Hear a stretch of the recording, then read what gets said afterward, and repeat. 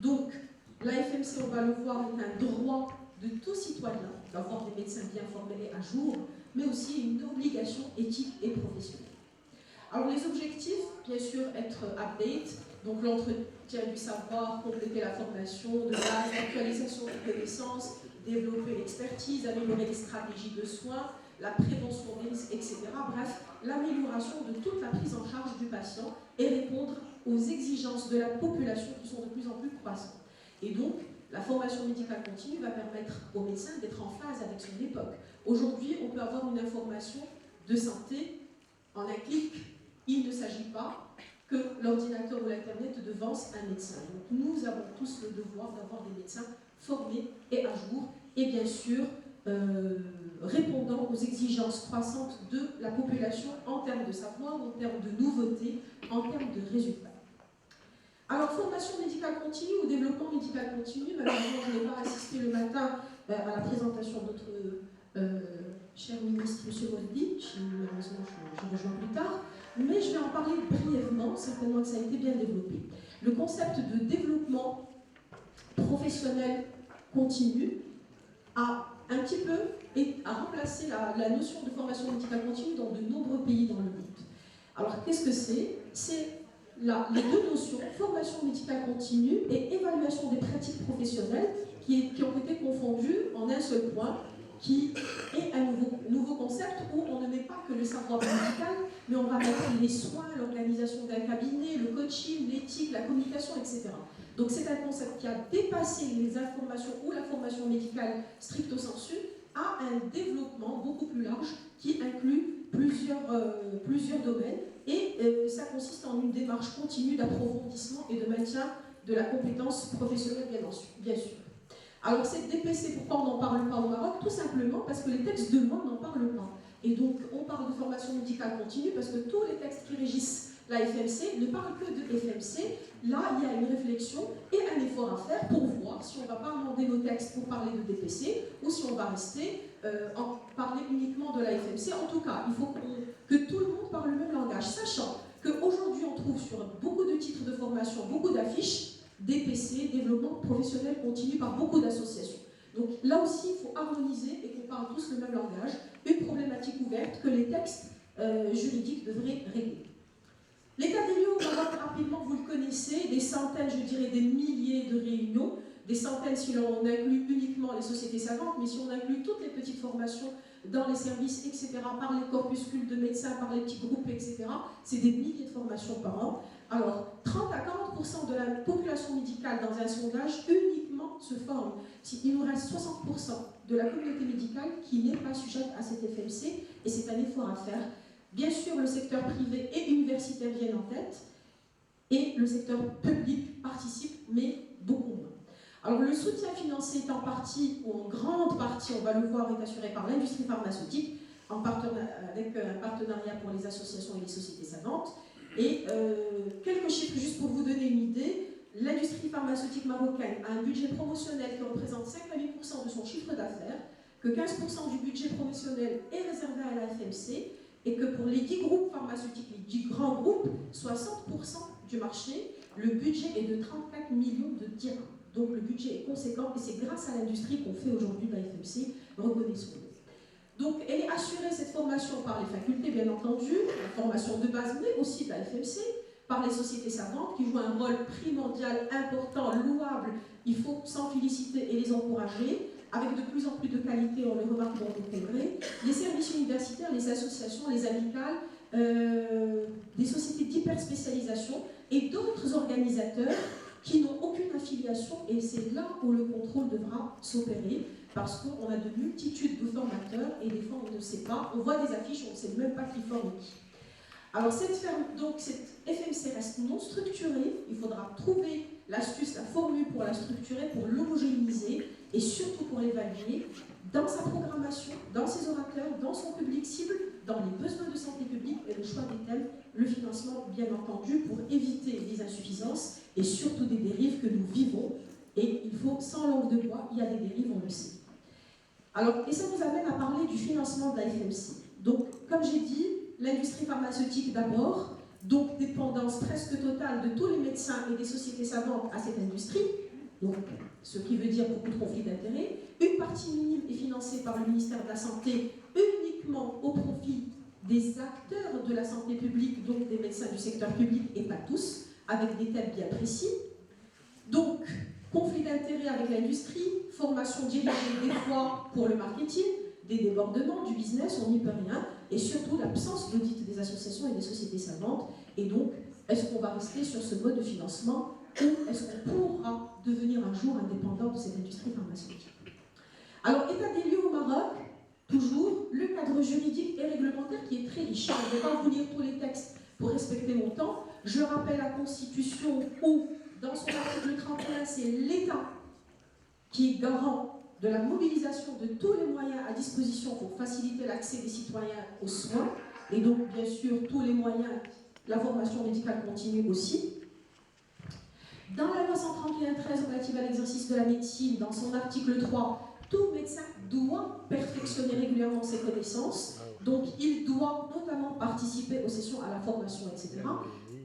Et cette formation est organisée par le Conseil national des sociétés savantes, les établissements d'enseignement supérieur et d'autres autorités gouvernementales concernées, etc.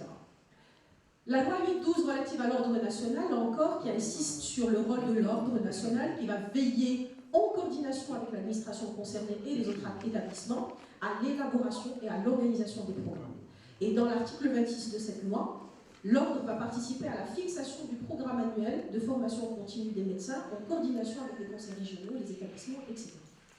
Toujours dans cette loi, dans son article 35, il est dit qu'il faut une commission de la formation continue et de l'évaluation des compétences qui a été effectivement formée lors du premier ou dernier mandat de l'ordre des médecins, du Conseil de l'ordre, et qui a travaillé, on va le voir tout à l'heure.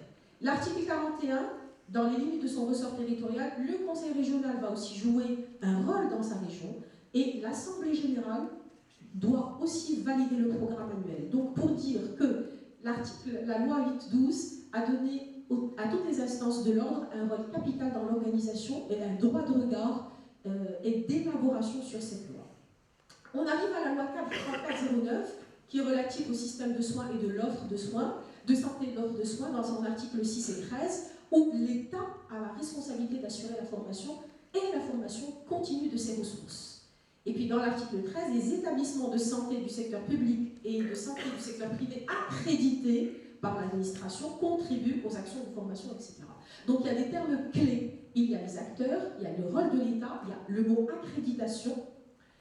Dans un autre décret relatif à la formation continue des fonctionnaires et des agents de l'État de 2005, l'article 3, chaque département ministériel élabore son plan sectoriel de formation continue. Le ministère de la Santé, bien entendu, et de l'enseignement supérieur font partie de ces départements.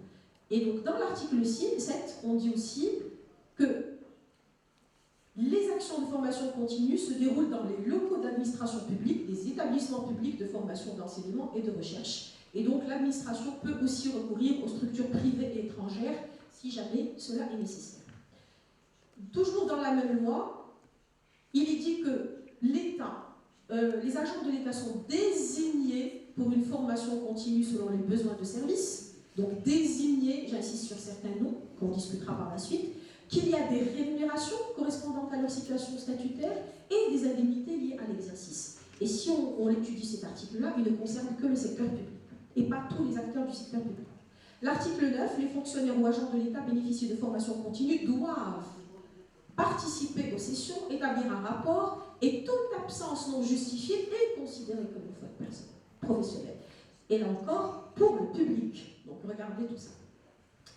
Alors sur la loi 01.0 portant organisation de l'enseignement supérieur, qui date de l'année 2000, plusieurs articles où les universités ont pour mission principale la formation initiale mais aussi la formation continue, que ces établissements d'enseignement supérieur, même quand ils ne relèvent pas d'université, peuvent jouer ce rôle, et que l'enseignement supérieur privé remplit aussi ce rôle. Donc voilà pour l'enseignement. Et puis, on a d'autres textes. Nous avons l'ancien code d'éthique et de déontologie et le nouveau code d'éthique et de déontologie élaboré entre 2017 et 2008, qui est aujourd'hui en cours de traduction au niveau du secrétariat général du gouvernement et qui parle aussi des FMC. Et puis, j'aborde aussi un autre aspect juridique, c'est le projet de loi sur la télémédecine. Je ne vais pas le détailler, il n'a pas encore été validé ou voté, mais c'est un projet qui va nous servir certainement et dont on doit l'amender, l'enrichir pour qu'il inclue le e-learning et la télémédecine dans l'apprentissage, en fait. La téléformation, en fait. Donc c'est un décret qui, en étude, l'Ordre des médecins a donné son avis, mais on n'a pas eu de suite depuis. Donc ce e-learning, on le connaît rapidement, très à la mode. Dans le contexte marocain, il prévenait beaucoup de problèmes dans le rural, dans les zones enclavées, éloignées.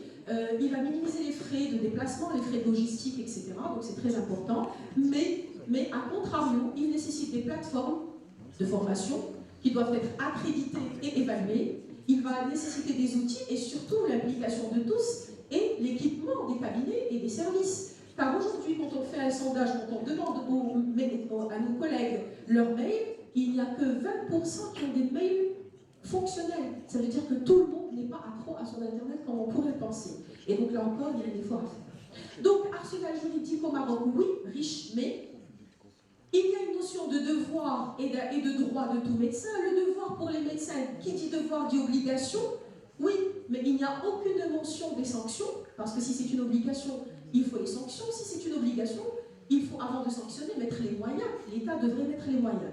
Et donc, tout ça, il y a un flou juridique qui n'est pas encore comblé dans les textes. Droit de tout médecin que l'État doit lui assurer. Est-ce que l'État aujourd'hui a les moyens de lui assurer pour tous les 25 000 médecins du Maroc?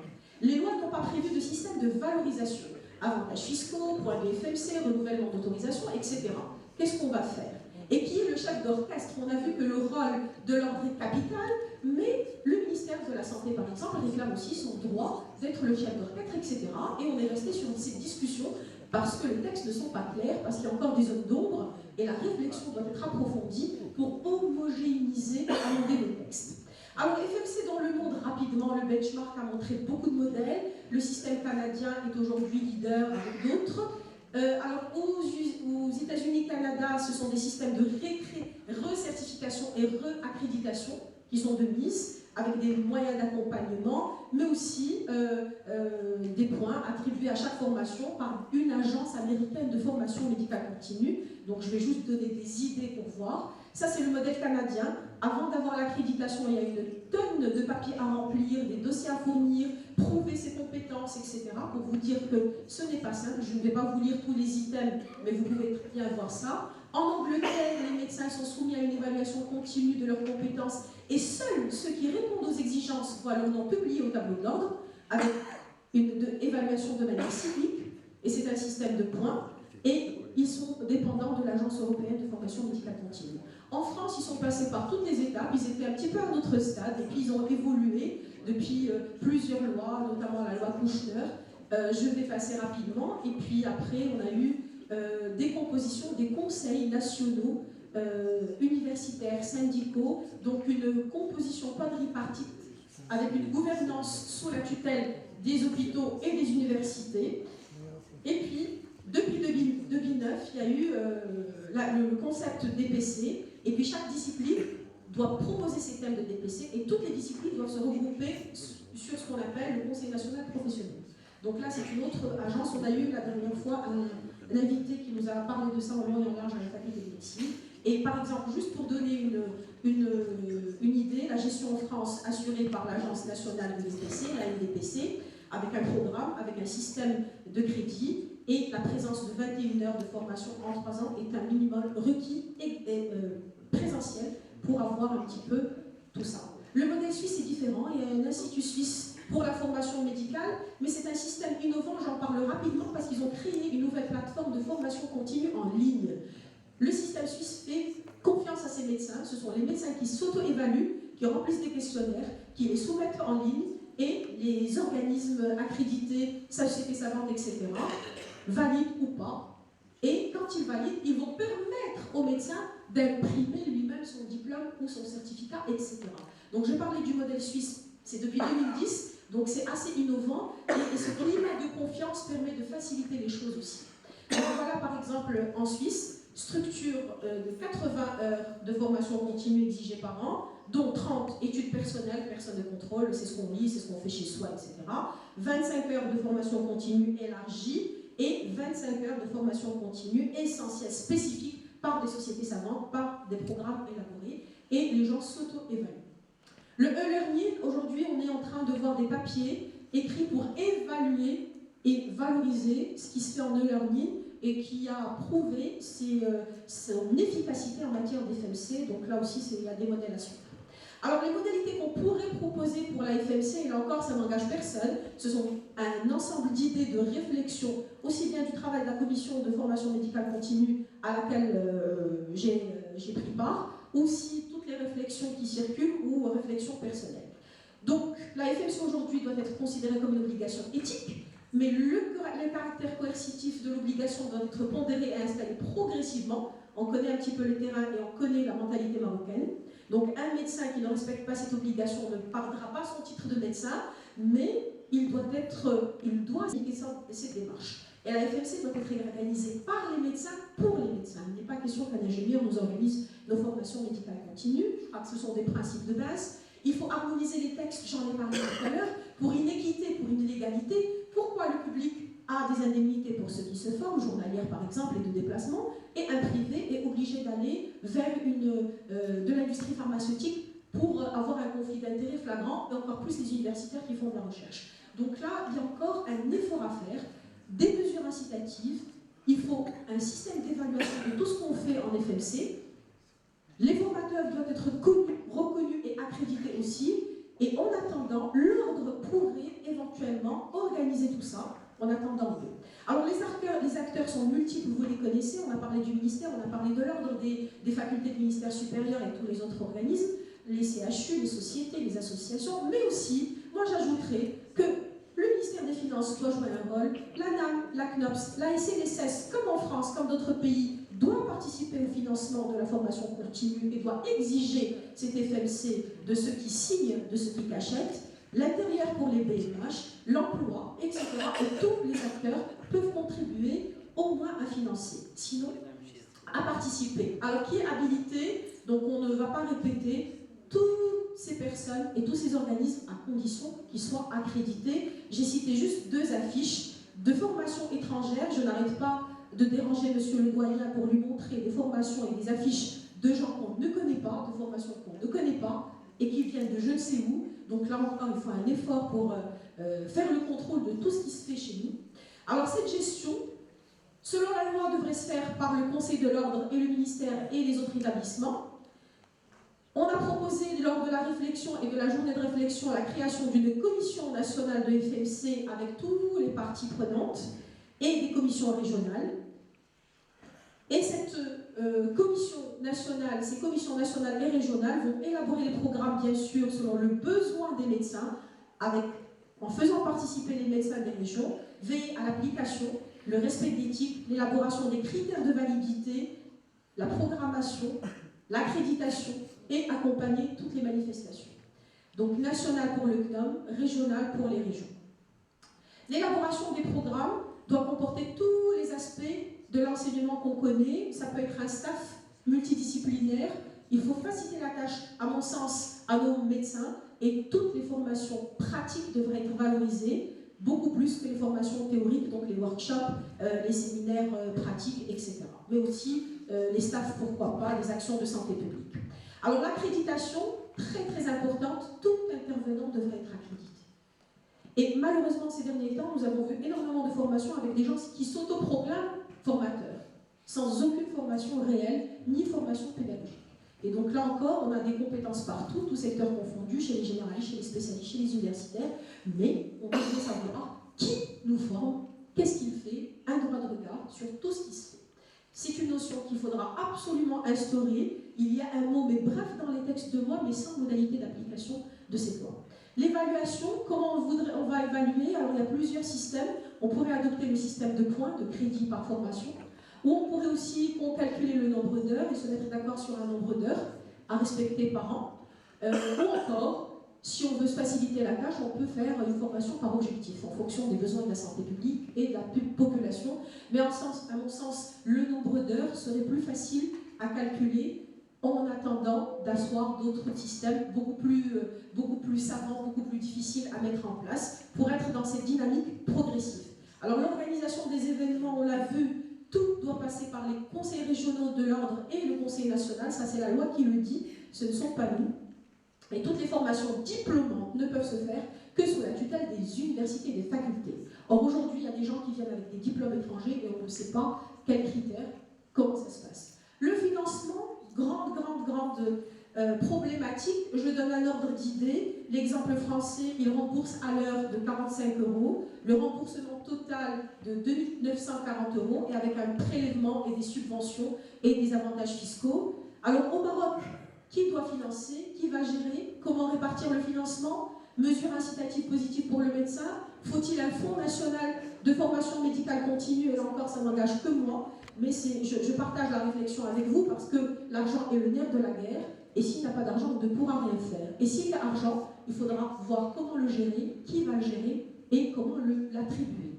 Alors, qui doit financer? Le ministère de la Santé, on l'a vu directement, je finis bientôt, le ministère de l'Enseignement supérieur, de l'Emploi, l'Intérieur, mais aussi, comme j'ai dit, l'ANAM, la CNOPS, les assurances privées devraient mettre la main à la poche. Les régions, dans le cadre de la régionalisation élargie, il faudra vraiment qu'on voit large dans notre FMC, et puis tous les organismes publics et semi-publics ayant un impact sur la santé. Il faudrait qu'on aille dans cette réflexion. L'OCP, les organismes pollueurs, etc. devraient mettre les organismes de tabac. Il faudrait vraiment qu'on avance dans la réflexion pour chercher l'argent et l'injecter dans la FMC et dans la recherche. Du timbrage, il y a certains collègues qui ont proposé le timbrage, une part sur les cotisations des sociétés savantes et du conseil. L'industrie pharmaceutique, est-ce qu'on peut s'en passer, nous en passer? Certainement pas, en tout cas pas aujourd'hui. Elle doit assurer au moins 50% pour qu'on puisse nous en sortir. Et pourquoi pas les organismes internationaux, notamment l'OMS et autres. Qui va gérer? Alors, à mon avis, et beaucoup partagent cet avis, il faudrait une agence pour gérer ça. Le Conseil de l'ordre n'a pas les moyens humains et la logistique pour gérer un financement aussi lourd. Donc une agence, s'il vous plaît, il faut qu'on bataille pour une agence au moins au moyen et au long cours. Et pendant cette période de transitoire, l'ordre et la santé pourraient éventuellement jouer ce rôle-là. Donc répartir équitement le financement, rapidement des mesures incitatives. On y avait négocié déjà pour les finances pour donner des déductions d'impôts à hauteur de 40 000 dirhams au lieu de ce qui se fait aujourd'hui. Donc on peut imaginer d'autres systèmes, une rémunération des formateurs. Alors quel est l'état d'avancement au Maroc? Et je finis avec ça. Il y a une volonté politique, oui. Il y a eu la Commission nationale de l'ordre, oui, qui a travaillé pendant 8 mois pour sortir un draft de projet qui a été partagé lors d'une journée de réflexion et partagé avec la commission dédiée à ça au niveau du ministère de la Santé sous la tutelle de M. Modé à l'époque. Et on a fait 3 réunions communes. Malheureusement, les travaux se sont arrêtés net parce qu'on avait un problème de texte juridique, le qui fait quoi, le qui chapeaute quoi, et on n'a pas encore avancé. Donc voilà, je crois que j'ai déjà résumé en disant tout ça. Donc il y a des possibilités, il y a des forces, notamment les lois, les compétences, etc., mais il y a des défis. Et dans ces défis-là, je mets aussi la mentalité du médecin marocain qui doit un petit peu se détacher de la façon de faire d'aujourd'hui. Et on devrait œuvrer petit à petit pour arriver à terme à cette agence de la formation médicale continue. Et je vous remercie. Je termine par cette phrase de Montaigne qui dit « La vieillesse nous attache plus de rides dans l'esprit qu'au visage, ce qu'un médecin ne pourra jamais se permettre jusqu'à sa retraite. » Et je vous remercie. Merci, madame, d'avoir encadré cette question.